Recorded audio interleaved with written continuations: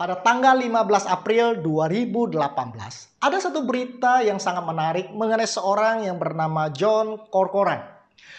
John menjadi seorang guru di tahun 1960-an dan dia mengajar selama 17 tahun lamanya. Lalu apa yang menarik dari cerita John Corcoran ini? Ternyata dia adalah seorang yang buta huruf. Dia seorang guru yang tidak bisa membaca, seorang yang buta huruf, dan tidak ada seorang pun yang tahu bahwa dia tidak bisa membaca. Dan dia bisa membohongi semua orang, bahkan istrinya sendiri tidak tahu kalau dia buta huruf. Dan dia memanfaatkan murid-murid yang pintar untuk membantunya memeriksa ulangan. Dia meminta istrinya membantunya menyiapkan bahan-bahan pelajaran. Tetapi ada pepatah mengatakan sepintar-pintarnya tupai melompat akhirnya jatuh juga. Dan satu hari istrinya curiga ketika John membaca cerita kepada anaknya satu malam. Dan cerita yang dia bacakan total berbeda dengan buku yang dia pegang. Dan anaknya juga komplain, kok ceritanya beda dengan yang diceritakan mama? Akhirnya John terpaksa mengaku kepada istrinya dan kemudian dia resign daripada pekerjaannya sebagai guru dan kemudian dia mengikuti kelas pemberantasan buta huruf dan akhirnya dia kemudian bisa membaca. Dia mengatakan, untuk 48 tahun lamanya saya berada di dalam kegelapan dan sekarang saya bisa melihat cahaya. Saat ini John Corcoran mendirikan sebuah yayasan membantu orang-orang yang buta huruf untuk belajar membaca. Dan dia menulis sebuah buku yang berjudul The Teacher That Couldn't Read. Guru yang tidak bisa membaca. Saya suka membaca. Waktu kecil saya tinggal di satu kota yang lingkungannya tidak suka membaca. Papa saya hobi main mayong, mama saya hobi main kartu remi. Papa saya hampir setiap hari selalu main mayong bersama dengan teman-temannya. Bahkan setelah dia mengalami stroke, separuh dari badannya tidak bisa bergerak, dia masih tetap bermain dengan satu tangan. Dia hanya dengan meraba, dia bisa tahu apa isi kartunya. Jadi sebetulnya di dalam tubuh saya mengalir darah the God of Gambler.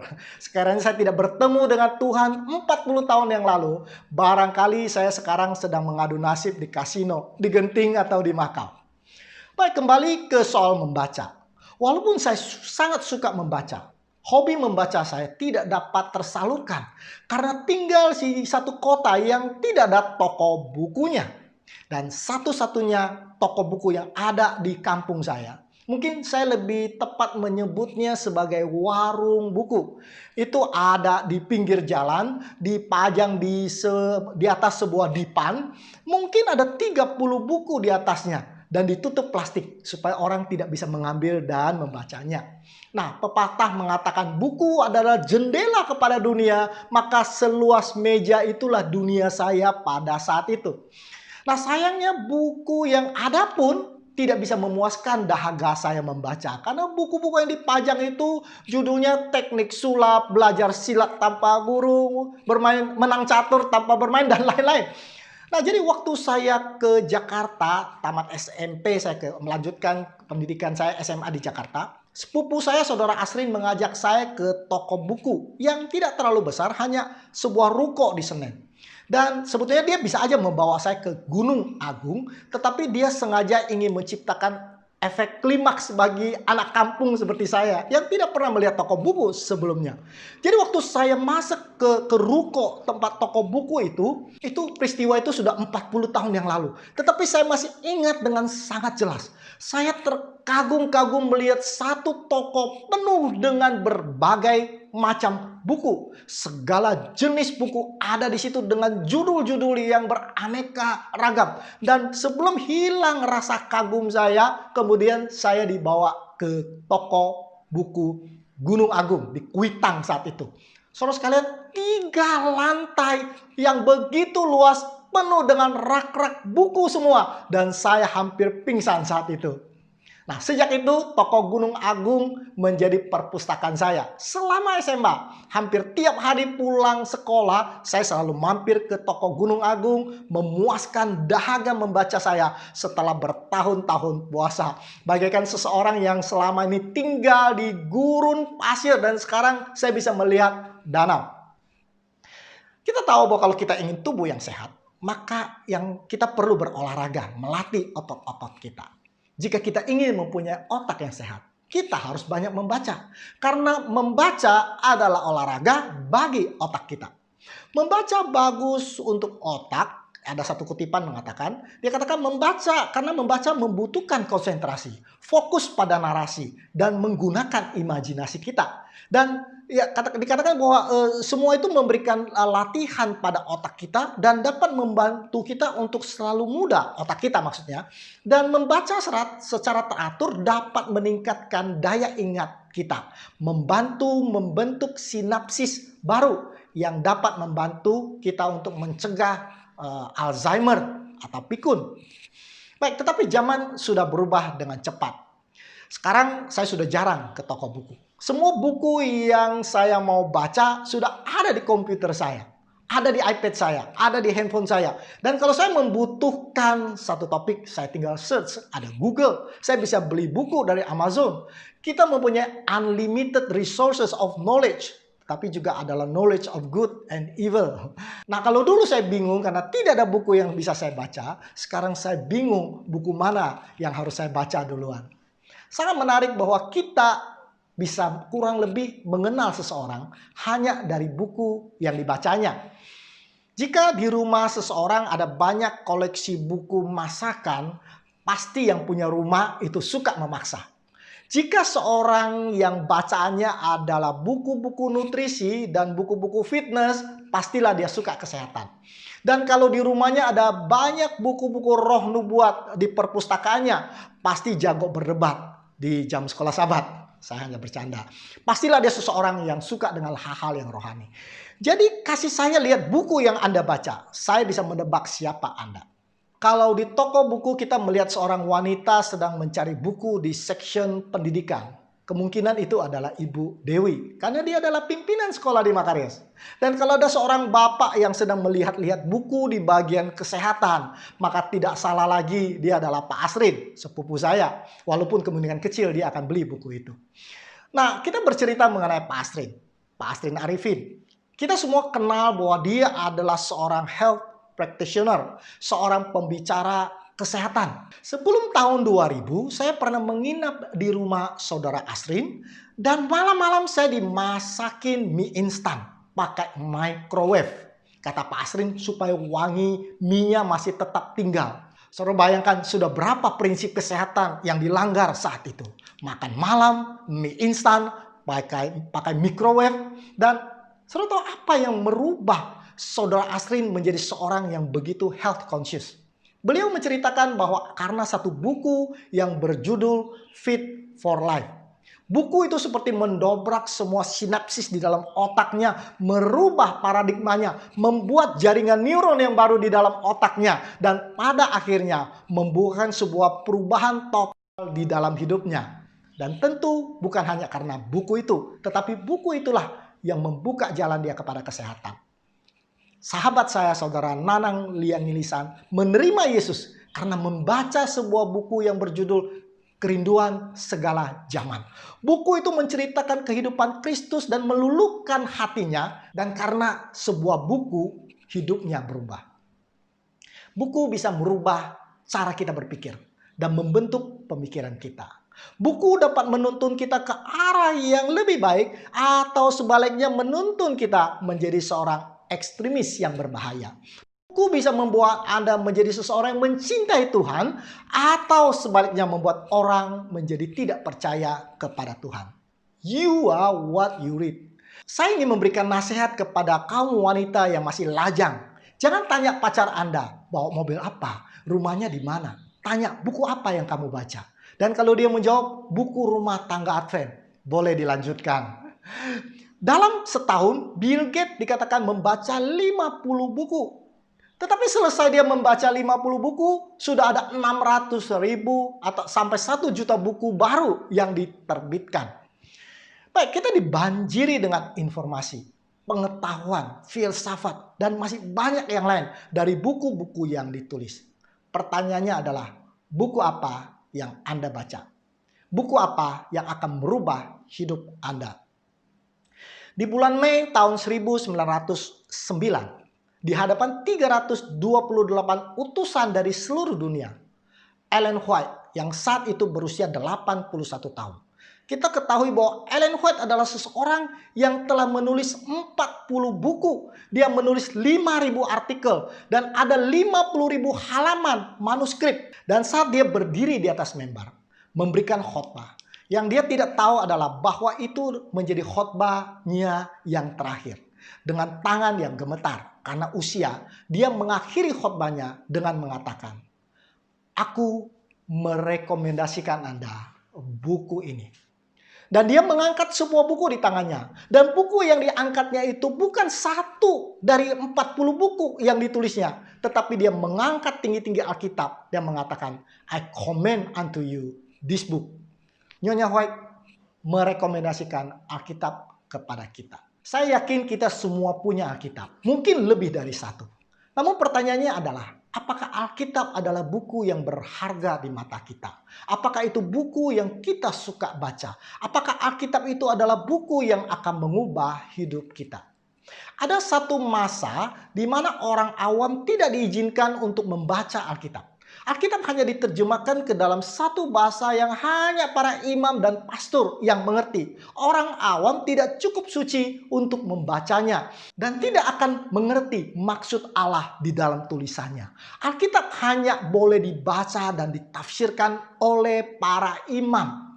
Tentu ini adalah taktik setan untuk mencegah dan menghambat firman Tuhan untuk dibaca oleh orang banyak, oleh umat-umatnya. Adalah seorang yang bernama William Tyndale, seorang yang terpelajar dari Inggris dan bertekad untuk menerjemahkan Alkitab di dalam bahasa yang dimengerti oleh orang awam. Tyndale ingin agar firman Tuhan itu juga bisa dinikmati oleh semua orang dan bukan hanya monopoli daripada kaum imam. Dan tentu itu menimbulkan amarah mereka. Tyndale diancam, dia dikejar. Tetapi Tyndale tidak mundur. Dan satu kalimat yang sangat terkenal keluar dari mulut Tyndale kepada para pastor adalah, sambil menunjuk kepada seorang gembala sapi, Tyndale mengatakan, "Jikalau Allah memelihara hidupku dalam beberapa bulan mendatang, saya akan membuat seorang anak yang kerjanya membajak itu lebih mengerti Alkitab daripada kamu." Dan akhirnya Tyndale membuktikan ucapannya. Ia berhasil menerjemahkan Alkitab ke dalam bahasa Inggris untuk pertama kalinya. Dan akhirnya kita tahu sekarang Alkitab sudah diterjemahkan hampir kepada 700 bahasa di seluruh dunia. Pertanyaannya, apakah setan kalah? Mungkin dia tidak dapat menahan Alkitab untuk diterjemahkan ke seluruh bahasa manusia. Tetapi dia bisa mengalihkan perhatian manusia dari Alkitab dengan memberikan semua kesibukan, entertainment, sosial media, sehingga kita tidak lagi punya waktu untuk membaca Alkitab. Alkitab kini hanya merupakan hiasan di rak buku dan mungkin mulai berdebu.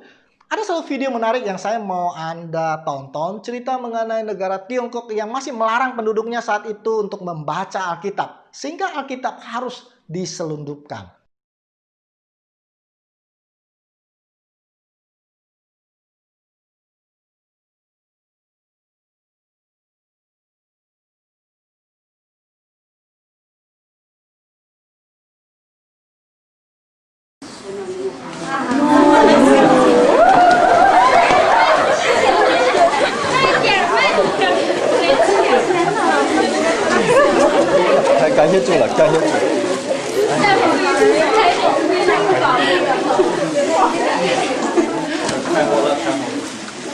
感谢神呐！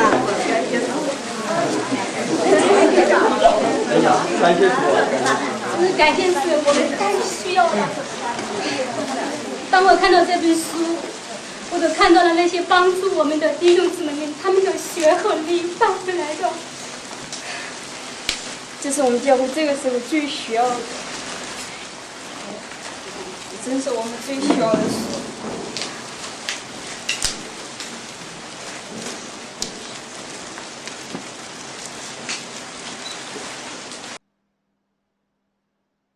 Ada yang mengatakan bahwa Alkitab ini terlalu tebal. So sekalian, buku seri Harry Potter itu totalnya adalah 4.220 halaman. Dan itu bisa dibaca dilalap habis dalam sekejap. Dan Alkitab hanya 1.200 halaman. Dan masih dicicil bacanya. Kita selalu diajar untuk melihat sesuatu yang positif dari semua persoalan dalam hidup kita. Ada yang mengatakan bahwa setiap masalah, bahkan bencana, kadang berisi pelajaran yang berharga untuk hidup kita. Lalu saya mulai bertanya-tanya, apa pelajaran berharga yang bisa kita dapat dari wabah pandemi COVID-19? Lalu kemudian saya ingat di Alkitab menuliskan sebuah ayat yang sangat luar biasa. Imamat 25 ayat yang keempat dikatakan, tetapi pada tahun yang ketujuh haruslah ada bagi tanah itu suatu sabat, masa perhentian penuh. Satu sabat bagi Tuhan, ladangmu janganlah kau tabur dan kebun anggurmu janganlah kau rantingi. Kemudian di dalam 2 Tawarik 36 ayat 21 dikatakan, dengan demikian genaplah firman Tuhan yang diucapkan Yeremia, sampai tanah itu pulih dari akibat dijadikannya tahun-tahun sabatnya. Karena tanah itu tandus selama menjalani sabat, sehingga genaplah 70 tahun. Baik, kita tahu bahwa bangsa Israel melalaikan sabat bagi tanah yang harusnya istirahat setelah bekerja 6 tahun. Dan tanah itu diistirahatkan oleh Tuhan dengan mengizinkan Yerusalem dihancurkan. Bangsa itu ditangkap dan diangkut ke Babylon. Sebuah harga yang mahal agar tanah bisa menjalankan sabatnya dan berhenti beristirahat selama 70 tahun. Kata sabat atau rest atau yang artinya berhenti, paling tidak ada 250 ayat di seluruh Alkitab Perjanjian Lama dan Perjanjian Baru. Namun manusia menolak untuk rest, menolak untuk berhenti, terutama di kota besar seperti Jakarta. Hiruk pikuk siang malam tidak pernah berhenti. Jakarta sebetulnya adalah kota yang tidak pernah istirahat, tidak pernah tidur. Kini kita dipaksa oleh COVID-19 untuk berhenti, untuk rest. Mudah-mudahan kita mempunyai lebih banyak waktu untuk melakukan sesuatu yang dulu kita tidak pernah lakukan. Misalnya membaca Alkitab, misalnya bercocok tanam. Saya lihat banyak orang yang sudah mulai menanam. Baik, sejak COVID ada lebih daripada 100 Bible student yang mendaftar dan belajar Alkitab di gereja kami. Dan ini adalah sesuatu yang barangkali terjadi oleh karena Tuhan memaksa kita untuk beristirahat. Mengapa penting mempelajari firman Tuhan? Jika kita harus berjalan di tengah hutan yang dihuni oleh binatang-binatang luas, tentu kita akan lebih aman jika kita memiliki senjata. 1 Petrus 5 ayat 8 dikatakan, sadarlah dan berjaga-jagalah. Lawanmu si iblis berjalan keliling sama seperti singa yang mengaum-ngaum dan mencari orang yang dapat ditelannya. Alkitab mengatakan bahwa kita sedang hidup di belantara dunia, di mana setan seperti singa mengaum dan menjadikan kita sebagai mangsa. Pertanyaannya, bagaimana kita melawannya? Tuhan mengatakan di dalam Efesus 6 ayat 11, dikatakan, kenakanlah seluruh perlengkapan senjata Allah, supaya kamu dapat bertahan melawan tipu muslihat iblis. Karena perjuangan kita bukan melawan darah dan daging, tetapi melawan pemerintah-pemerintah, melawan penguasa-penguasa, melawan penghulu-penghulu dunia yang gelap ini, melawan roh-roh jahat di udara. Sebab itu dikatakan, ambillah seluruh perlengkapan senjata Allah. Terimalah ketopong keselamatan dan pedang roh, yaitu apa? Firman Allah. So sekalian, Alkitab adalah senjata kita menghadapi setan. Dan itu sebabnya setan tidak takut kita berdoa. Itu sebabnya setan tidak takut kita bernyanyi lagu pujian. Tetapi dia takut kalau kita belajar akan firman Tuhan. Karena hanya firman inilah yang mampu membongkar akan kedok dia. Firman Tuhan membebaskan kita dari jerat setan. The truth will set you free. Dan yang kedua, Alkitab adalah GPS kita. Ada jalan yang disangka lurus tetapi ujungnya menuju maut, kata Amsal 16 ayat 25. Jadi kita tidak bisa memakai perasaan kita saat kita sedang berjalan.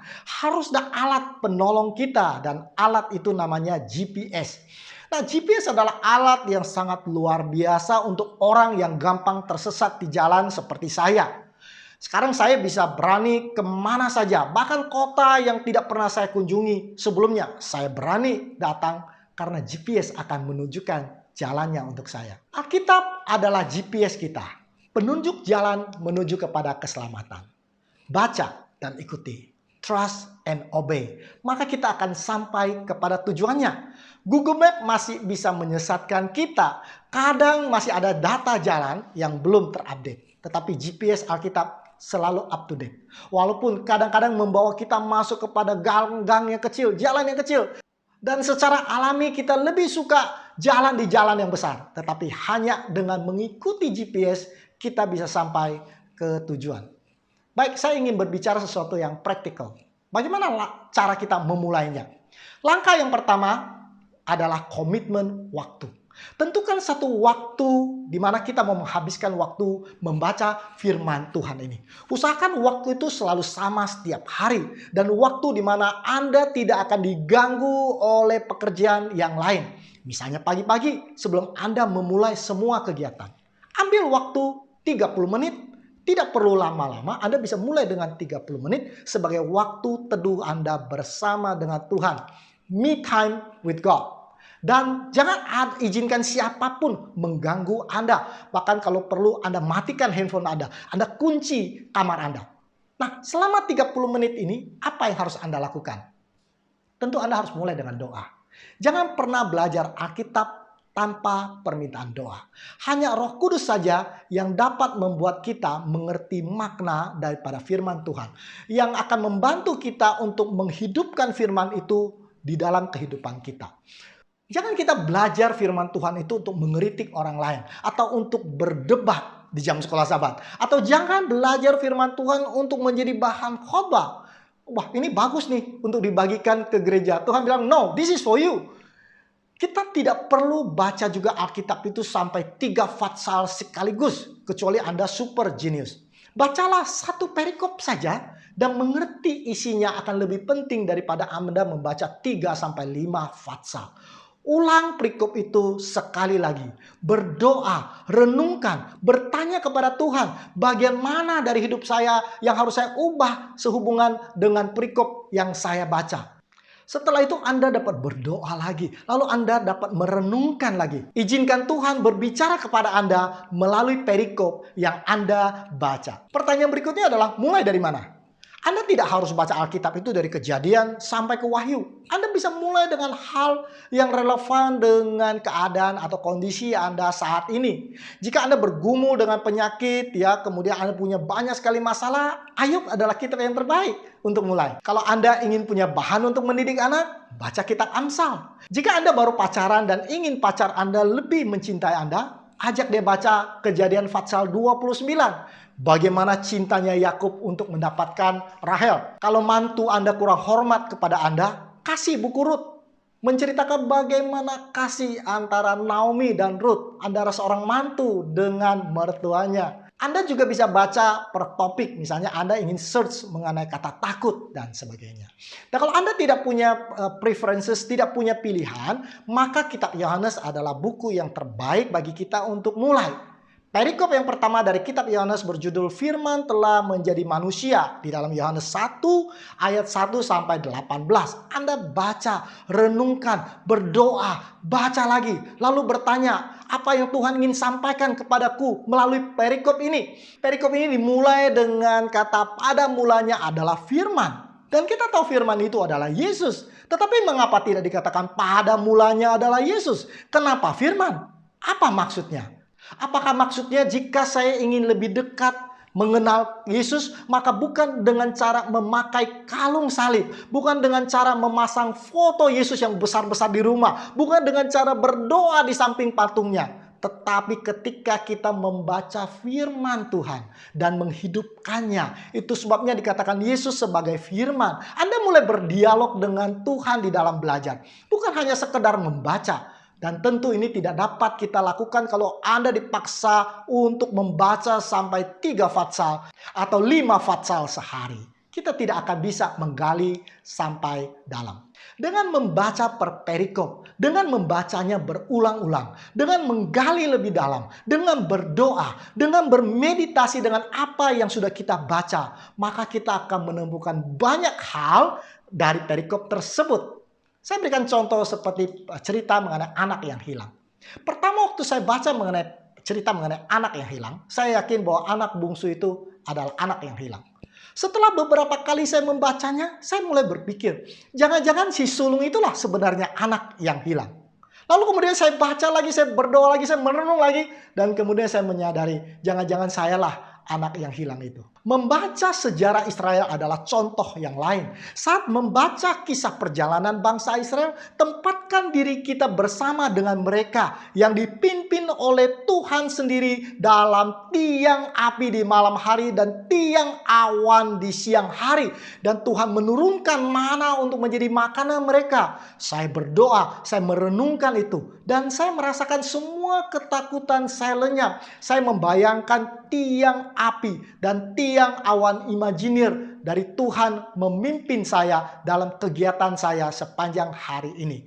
Dan karena Ia begitu mengasihi kita dan bahwa Ia tidak akan meninggalkan kita asal kita tidak keluar dari lintasan jalan dan menyeleweng ke kanan ataupun ke kiri.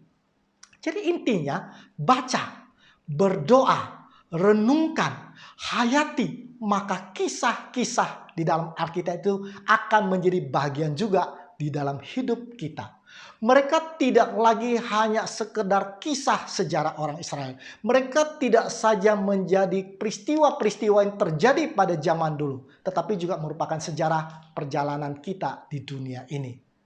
Hampir setiap buku di dalam Alkitab membawakan satu perkabaran di dalam hidup kita. Bahkan kitab-kitab seperti Imamat yang kelihatannya seperti sebuah buku yang membosankan dengan banyaknya cerita mengenai korban bakaran. Tetapi kalau kita membacanya dengan kacamata yang tepat, kita akan melihat bahwa sebenarnya ini adalah sebuah cerita bagaimana kita bisa diselamatkan melalui satu sistem yang disebut sebagai sistem korban bakaran, di mana Yesus berperan sebagai dombanya, juga sebagai imam besar. Coba kita baca di dalam Imamat 23. Ini ada satu fatsal yang sangat luar biasa. Seluruh proses keselamatan ada di dalam fatsal tersebut. Dan itu akan merubah hidup kita, pandangan kita. Pada saat kita membaca, kita berdoa, kita merenungkan, dan kita menghayatinya. Kalau Anda tipe golongan yang suka dengan pantun dan puisi, Anda pasti suka dengan buku-buku puisi di Alkitab. Namun harus dibaca dengan kacamata yang tepat. Tentu berbeda membaca sejarah dengan membaca puisi. Misalnya untuk menikmati pantun kita harus mengerti bahwa ada sampiran, ada isi. Kalau tidak Anda akan bingung. Ngapain ngomongin sumur di ladang? Nah, buku-buku Mazmur, Amsal, Pengkhotbah, dan Kidung Agung juga mengikuti aturan-aturan seperti pantun. Mereka ada istilah yang seperti sinonim, antitesis, sintesis, klimatik, dan lain-lainnya. Nah, untuk semua itu akan membantu kita untuk mengerti dan lebih menghayati akan apa yang kita baca. Saya berikan contoh di dalam Amsal 6 ayat 4 dikatakan, janganlah membiarkan matamu tidur dan kelopak matamu mengantuk. Nah, ini adalah sebuah pengulangan dengan arti yang sama. Itulah contoh sinonim. Kemudian ada yang namanya antitesis. Misalnya Amsal 10 ayat 1.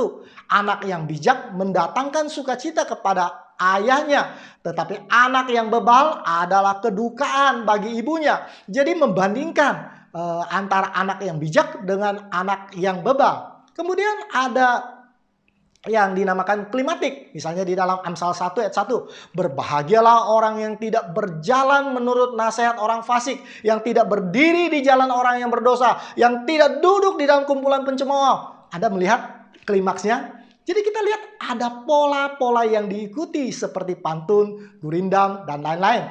Nah, beberapa Fatsal dari Mazmur itu sangat indah sekali. Setiap hari saya menghadapi banyak masalah besar, maka saya akan selalu mengulang Mazmur 23 di dalam hati saya. Dan stres itu hilang dengan sendirinya. Setiap ayat adalah cara Tuhan berkomunikasi dengan kita. Dan adalah nasihat Tuhan untuk kita. Dan izinkanlah mereka untuk mengubah hidup kita.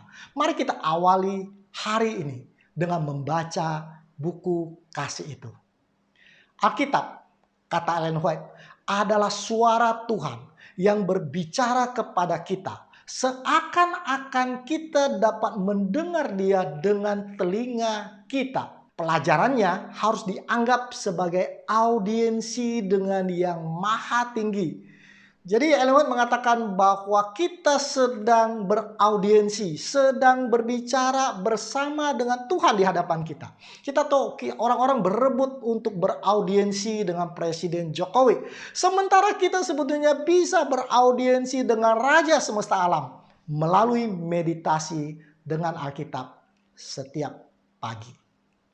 Saya ingin tutup dengan sebuah cerita lama tentang seorang profesor fisika yang memberikan hadiah ulang tahun pernikahan kepada istri yang sangat dicintainya. Dan saat istrinya membuka bingkisannya, hadiahnya, dia kecewa karena isinya adalah sebuah buku fisika yang berjudul Quantum Physics. Dia lemparkan buku itu di lemari dan tidak pernah menyentuhnya lagi. Beberapa tahun kemudian suaminya sang profesor meninggal dunia karena kecelakaan. Istrinya sangat sedih, kehilangan suami yang dia cintai.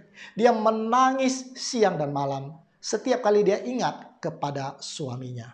Dan tiba-tiba dia teringat dengan buku pemberian suaminya yang beberapa tahun yang lalu saat ulang tahun pernikahan. Lalu kemudian dia mulai mencari-cari buku itu. Dan dia ketemu buku itu sudah penuh dengan debu. Dan dia sapu, dia bersihkan. Dan kemudian dia mulai perlahan-lahan buka halamannya. Dan ternyata buku itu adalah karangan sang profesor suaminya. Dan di bawah judul tertulis, buku ini saya dedikasikan untuk istriku yang tercinta. Alkitab ini adalah buku cinta Allah kepada kita. Mari kita baca dan izinkan dia untuk merubah hidup saudara dan hidup saya. Tuhan memberkati dan kita akan tunduk kepala untuk berdoa. Bapa di surga, kami kembali datang kepada Tuhan. Mengakui Engkau adalah Khalik kami. Engkau telah memberikan kami firman Tuhan melalui Alkitab-Mu. Biarlah kami dapat jadikan itu sebagai buku yang akan mengubah hidup kami. Berkati jemaat ini dan biarlah jemaat ini menjadi jemaat yang suka membaca firman-Mu. Di dalam nama Tuhan Yesus kami berdoa. Amin.